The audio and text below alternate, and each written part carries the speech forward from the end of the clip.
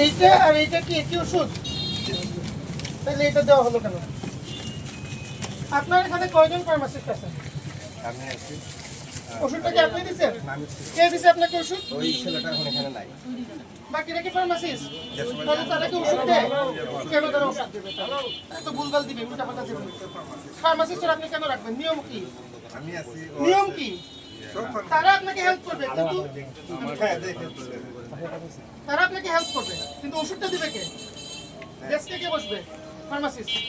ওষুধটা ফার্মাসিস্ট হাত দিয়ে দেবে, কিন্তু নন ফার্মাসিস্ট হাত দিয়েছে। এর জন্য আমরা সবসময় বলি যে ফার্মাসিস্ট থাকতে হবে। আর আপনারা যে এই কাজটা করলেন, এটা কিন্তু ভয়াবহ একটা ভুল। বাচ্চাটা এখন মৃত্যুসজ্জায়, মারাত্মক অসুস্থ। এবং আপনারা ওনাকে যে এটা বলতেছেন, আপনি উনি আসার পরেও আপনারা বলতেছেন যে এটা হতেই পারে। কে বলছেন?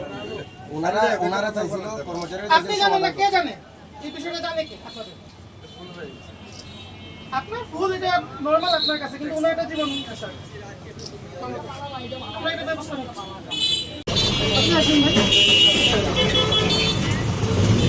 উনি একটা অভিযোগ করছিল, অভিযোগের ভিত্তিতে সিটি ফার্মেসিকে জরিমানা করা হয়েছে ৮০,০০০ টাকা। ভোক্তা অধিকার আইনে আছে, কোনো ভোক্তা যদি অভিযোগ করেন এবং অভিযোগ প্রমাণিত হয় এবং যে জরিমানা হবে তার 25% অভিযোগকারী পাবেন। তো ৮০,০০০ টাকার 25% হচ্ছে ২০,০০০ টাকা। আমরা এখন তাৎক্ষণিকভাবে অভিযোগকারীর হাতে ২০,০০০ টাকা হস্তান্তর করব।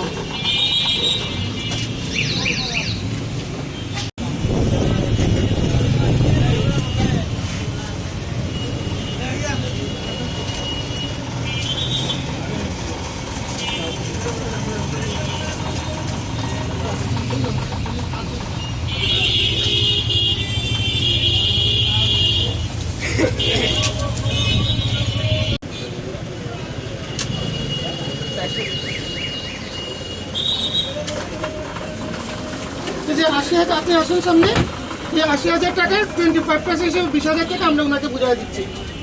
আপনি গুনে নেন, আপনি গুনে বুঝে নেন, আপনাদেরকে স্বাক্ষর দেবেন আমাদের এখানে। আপনি 10 টাকা দেন রেভিনিউ স্টাফের জন্য।